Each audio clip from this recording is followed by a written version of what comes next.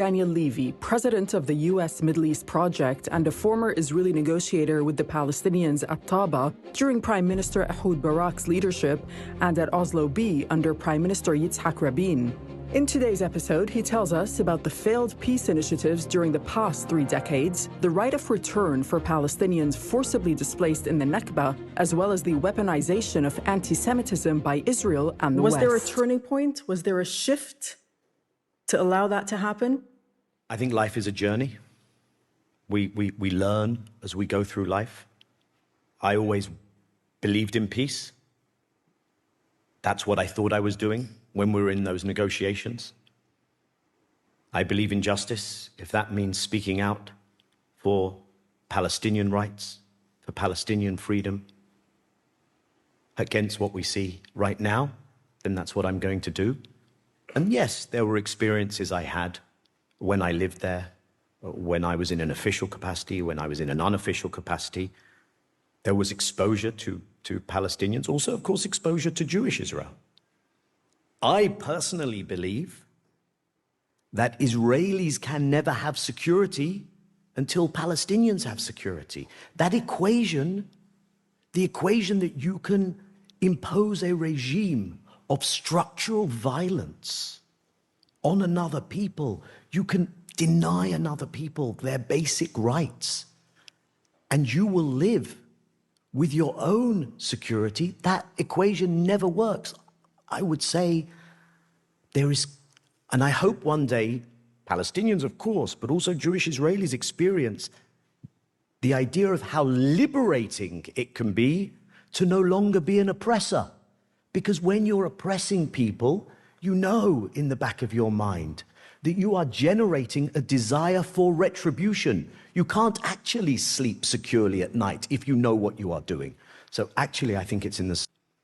Oslo was predicated on the idea that if the Palestinians accepted and recognized Israel, and if the Palestinians accepted a state on just 22% of the land, that Israel would end the occupation. I'm not saying that was a just peace. I'm not saying that was a perfect peace. It was something that the PLO accepted. It perhaps gave us a way forward. Looking back, and probably at the time as well, it would have been so wise of the Israeli side to have said, here is a historic opportunity. Let's be large. Let's go the extra mile. But instead, in those negotiations, it was about grinding down the Palestinians, not accepting just 78%, but also a bit more land, but also making sure that East Jerusalem couldn't really be a Palestinian capital, that the Palestinians wouldn't be able to... I could go on. By the way, some years later, the Arab League then produces the Arab Peace Initiative.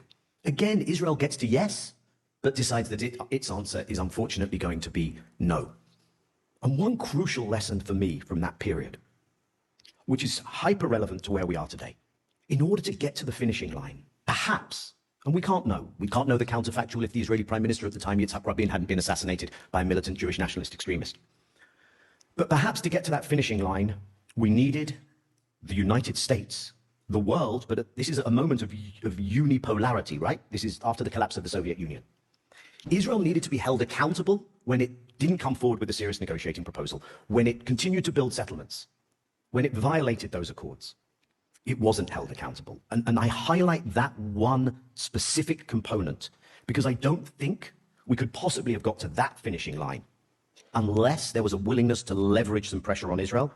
And that's the journey we've been on ever since, Doreen. Because ever since then, Israel has been given more and more impunity. There has been no cost and consequence. And then we get to today.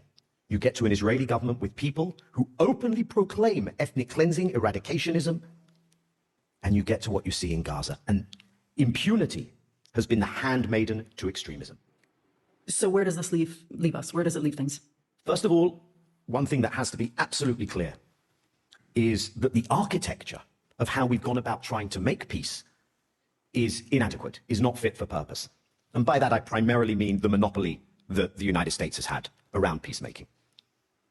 I wish it weren't so. I think America has done a huge disservice to its own national interest, but that is the reality. But we don't live in the world of the 1990s. We don't live in a unipolar American moment. Geopolitics is shifting. So that's one thing. We have to make sure that any future peace effort There is the engagement not only of the region, and the region needs to engage in different ways. I talked about Israeli impunity. The greatest moment of success for the Israeli mission to marginalize the Palestinians was the normalization accords. That, I think, gave the biggest boost to Netanyahu's belief that he could crush the Palestinians and get away with it. So we need a different architecture with the region, but also with global South actors, which I think is hugely important. The other thing I would say is things look incredibly bleak. I find it hard to confront what's going on in Gaza every day. I'm often watching your channel. But this has been an incredibly disruptive moment. And I don't want to spread false optimism. But against the backdrop of such bleak times, perhaps this disruptive moment where everything has been turned on its head will cause people to stare into the abyss, because that's where we are right now, certainly for Palestinians. But I would... Okay, so let me ask you this. Do you believe that Palestinians have a right to return? Do you believe that I, as a Palestinian whose father is from Haifa, left in 1948, was kicked out during the Nakba, does he have a right to return? And do I, you, Daniel Levy? I do not think that as someone who never came from that part of the world, my family escaped, on my mother's side, escaped the Holocaust, on my father's side from Eastern Europe. How can I possibly have the right to go and live there if someone indigenous to that land, whose family was driven from there, does not have that right? So that's a yes. I think you could say that. Oh.